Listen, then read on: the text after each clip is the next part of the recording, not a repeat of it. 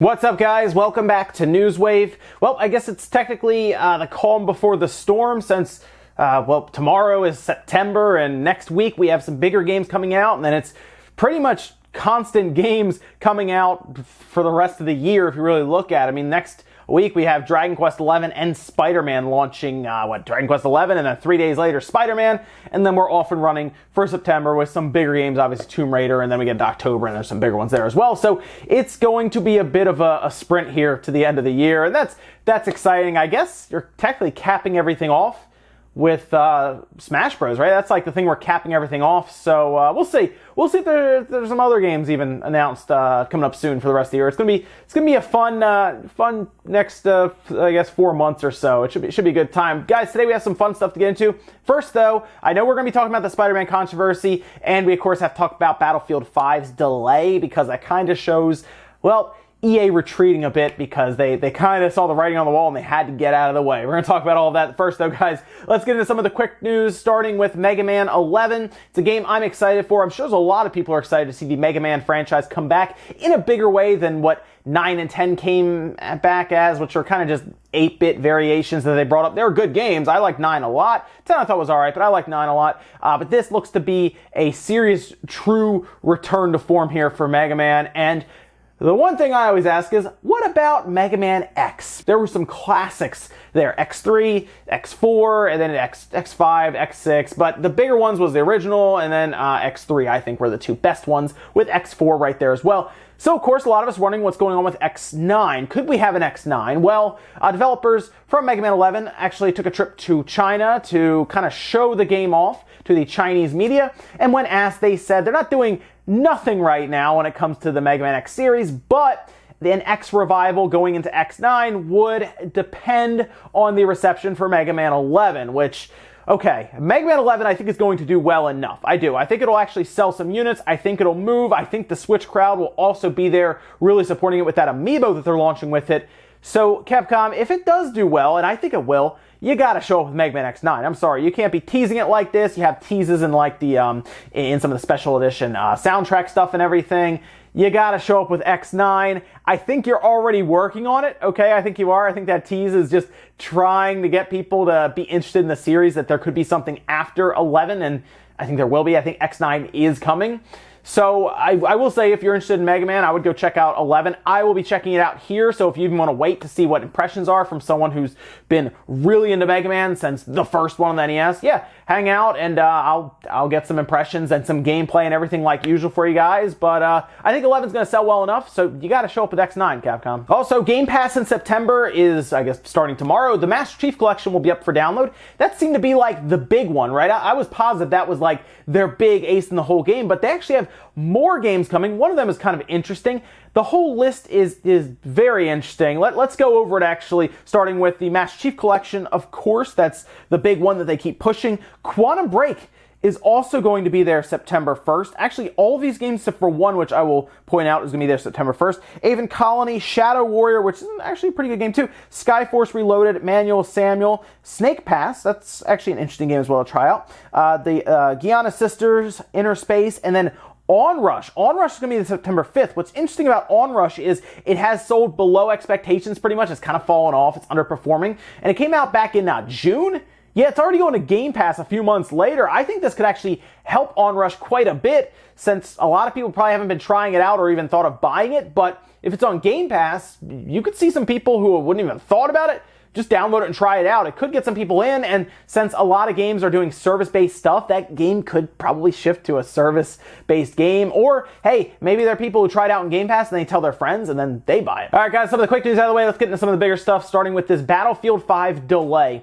It was very weird. It was very out of nowhere because a lot of us were looking at Battlefield 5. It's under some heavy controversy with its fans because, there's just a lot of stuff around it, to be honest. I know people were confused about some of the historical accuracy of the game. It seemed like they didn't care as much. Then some EA representatives and executives even called the fans, I guess, dumb, and then they said don't buy it, which if you're trying to sell a game, you shouldn't say don't buy our game if you don't like it. That's the last thing the last words that come out of your mouth are don't buy this game if you're trying to sell the game.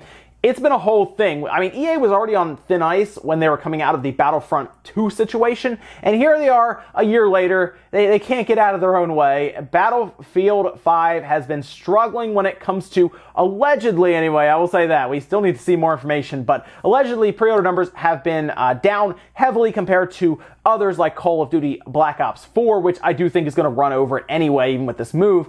But that has led a lot of people to be concerned about this game in terms of performance. And is it going to be another Titanfall 2 situation where it could be the best game? It could be. I think it's going to be more value there because they're going to have a campaign and probably more to it than something like Black Ops 4, which is completely just foregoing the campaign.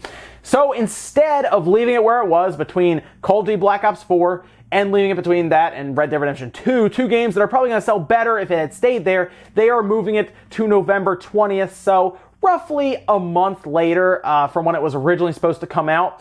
And they did put out a statement on their website that you're seeing here, and that is moving from October 19th then to November 20th. So yeah, about a month. They seem to be talking more about trying to make the game better. They want to do things like revamp player movement, and they just talk about getting positive feedback for improving weapons handling. And of course they have a beta. There's an open beta that's going to start September 6th. And they said a lot of this stuff's going to be reflected there, but I think a lot of this is just them kind of excuses, essentially. I think they needed to get Battlefield 5 out of that situation where it was between those two big games, all the controversy around it, and all the pushback that's been happening. You got to get it out of there, and they moved it into a month that is much more suited for this game since there's not much in November. Everybody got out of the way in November. It was weird.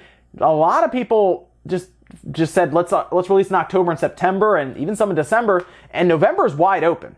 So if there's any time to release Battlefield 5, it is absolutely in November, mostly because there's not much there. People will probably be kind of done with Call of Duty by the time Battlefield comes out. Not everyone. People will keep playing it, but, you know, when you're playing a lot of Call of Duty, or even Red Dead, some people might get kind of be like, all right, I want to take a break and get something new. 22 days later, here comes Battlefield 5, a full month later from Call of Duty, more than a month later. People will be like, let's get the new game. Let's get the new shooter that's out, and it's Battlefield. I think it will help sales a lot because there's just nothing there. And when Christmas happens, this will be the newest shooter on the block. That does help more than you think, although I do know it's a free-for-all when Christmas shows up because a lot of these games just sell. I mean, seriously, we're talking about games that are competing to sell 10 to 14 million copies first, and it's going to be Call of Duty. Call of Duty is probably going to be the best-selling game this year, Black Ops 4. The name is that powerful, and I'm talking about it outselling something like Far Cry 5 for the year, which was leading halfway through, according to the MPDs, and I think Call of Duty is going to run it down very quickly and be the top-selling game. Infinite Warfare was one of the most hated Call of Duties when it was shown, but it was still the best-selling Call of Duty that year. It was the best-selling game that year, despite getting attacked, destroyed by everyone. It still sold the best. So Black Ops 4 probably will be the best-selling one, but Battlefield moving is a good thing, but they're telling everyone that it's because they want to do work to the game and everything. We'll see. When the beta shows up, compared to how the game is when it comes out, we'll see how much they actually change between that with the extra month or so that they get, because I have a feeling they're just moving it into a better spot for it to sell. Next up, let's talk about, about 15 hours where everyone thought that we had discovered the PlayStation 5 codename in Unreal Engine 4, and then the eventual disappointment of finding out it wasn't. All right, so let's get into this, because this was going around the internet for a bit, and it's worth mentioning since it was kind of disproven in a tweet that didn't have a ton of visibility, but just in case you hear about it. So on Reset Era, which is a good place that people aren't arguing or trying to hunt somebody down. They have some good conversations there otherwise. A user that I'm just going to call Pizza, because I'm not sure how to pronounce the beginning of that name, Pizza, found an interesting set of lines from the Unreal Engine 4 code that you're seeing here. And it actually talks about something along the lines of Erebus. And people have been trying to wonder what that is, because it seems to be kind of lumped in with all the other platforms. It even says OSS platform name Erebus. They even went further to look as they went down, and they kept finding it next to things like the PlayStation and the Xbox and Erebus, and they kept going down, kept finding things, and it seems like that is some sort of platform that we don't know about. It's a code name, right? Erebus is interesting because it's actually the god of darkness in Greek mythology. Now, we of course know that Sony likes to kind of use that to codename their stuff, Morpheus and other things. So it's not uncommon for codenames to be kind of weird or even pulled from mythology. But here's an issue. It's not actually the PlayStation 5 codename as people were speculating about. It was already kind of a big jump to think that, because why would they put that out there? And Unreal Engine 4 wouldn't even hear about the Switch really, and Unreal Engine 4 until way late in the game, till much closer to release. But here's actually a person that decided to disprove this whole thing, someone who actually works and codes for Epic. They actually went on Twitter. That's from Aran Brucey, who said, FYI, references to Erebus and Unreal Engine 4 code only refer to the codename for the Switch version of Fortnite game before we announced it. So yeah, it actually has nothing to do with the PS5. It has to do with the Switch version before they announced it. So there you go. It's just some code they had in there. And that's what happened. People are really looking towards this next generation heavily. They want to know more about it. I get it. It's exciting when you start thinking that we are coming to the end of a console generation, and we clearly are right now, as a lot of Sony's first-party studios, you're not hearing much from them outside of things like Last of Us 2 and Days Gone and stuff like that. A lot of them have moved on to develop for the PS5 at this point because it takes years to develop this stuff, games in particular. So we are getting to that point where we believe that the PS5 and the next Xbox Scarlet, project named Scarlet, which we actually know that code name, is going to show up possibly next year, at least to market and get ready to sell. Considering Scorpio had a year and a half, we would have to find out about it at least in 2019 to possibly get ready for a 2020 release. It's exciting. People are jumping to conclusions. I get it. It's fun to speculate, but no, nothing in Unreal Engine 4 yet. Next up, let's talk about some SpiderMan controversy. Now, if you don't know what's going on here, it's very simple. SpiderMan is technically out in the wild right now. There are people who have actually obtained early copies. Do you remember how I told you guys, be careful? Spoilers could be all over the place because it was going to get out there. And it has. Reviewers also have it right now, and they should have. They should be able to post their reviews middle of next week. Okay, so look for them then. It is going to be ahead of release date by a couple days, so they will be able to put them out there. But one of the biggest things that we see from games at times, we've seen it before. There's plenty of examples of this, are downgrades from what we're shown to what we actually get. It's not uncommon for a game to look less than from what we see at E3 one year, but considering a lot of times they'll run them on dev kits that are a bit more powerful, or they'll run them on PCs outright, and they'll say this is not necessarily what you can see. If you remember, we watched Cyberpunk, and at the top it says it could possibly not be representative of what you get at the end. They even said it at one point that it might change, because generally it does, right? A lot of people told me things like, oh, Watch Dogs was one of the worst ones. I particularly remember Halo 2. Halo 2 back in the day, if you really go back and look, I think Digital Foundry did a great piece on it, by the way.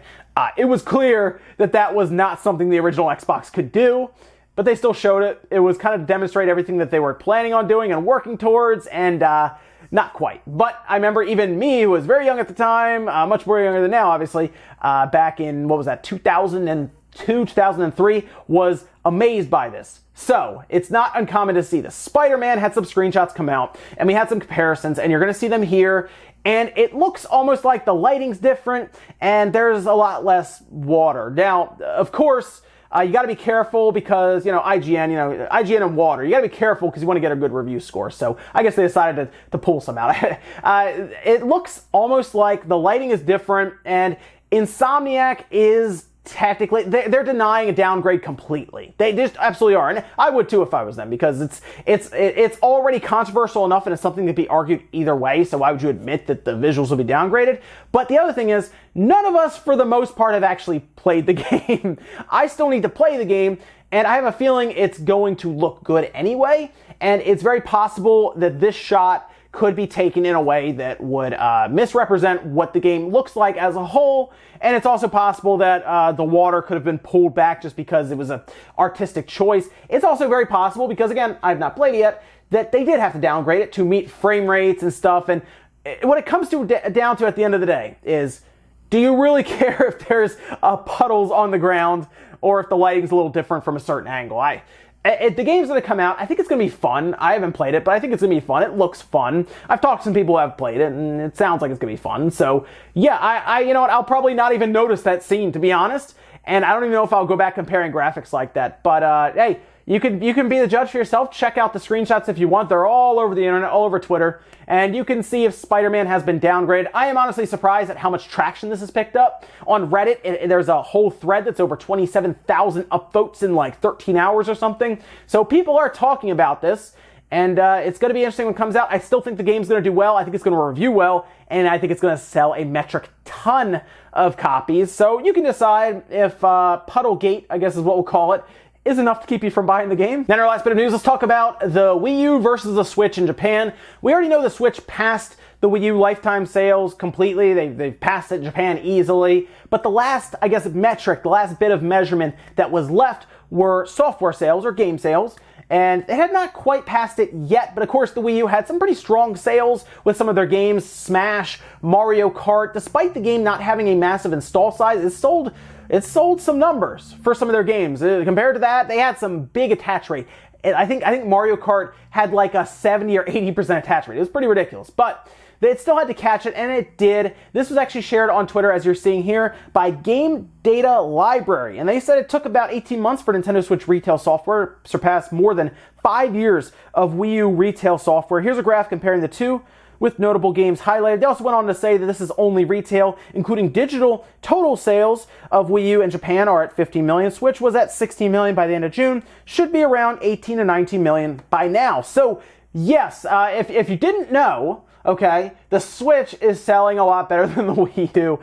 Yeah, the Switch pretty much buried that system. This was the concept I think Nintendo wanted from the start when they thought of the Wii U, but the technology wasn't there. It is now, and we're seeing, I guess, just their vision just absolutely trounced their half-baked vision before. This is kind of the way it is. We knew the Switch was going to eventually pass it. 18 months is pretty quick compared to the Wii U's lifetime sales, and I do expect the Switch to just do nothing but continue selling. It continues to top the charts in Japan, but this is just one more milestone for the Switch, and I don't think there's much left for the Switch in Japan versus the Wii U. I think it has pretty much completely buried it. They've poured cement on it, and then they've already planted flowers over it. So it's pretty much it. That's the end of the Wii U compared to the Switch in Japan, and we'll see what the future holds, because they haven't even got Pokemon or Smash yet. So it's going to get out of control. And guys, that's where I'm going to leave Newswave for today. Thank you so much for tuning in. Make sure you guys hit the like button if you liked it, dislike it. If not, leave comments down below about all the stuff we talked about today, whether it's the SpiderMan Controversy, the Puddlegate. Let me know what you think about that situation. There's a lot of people talking online right now, so I'm curious to hear what you think about the possible downgrade, or if you don't think there's downgrade, or if it doesn't matter to you because you're probably buying the game anyway because it looks fun. Let me know, guys, down below. What about Battlefield 5 getting pushed? Do you think it's a good thing? I want to know about that. And then what about the Switch absolutely trouncing the Wii U for, I think, the final metric that it needed in Japan? It seems like it's pretty much the Switch just rocketing along. Guys, have a great weekend, and I'll see you back here Monday morning, 8 a.m. Eastern Time for Newswave.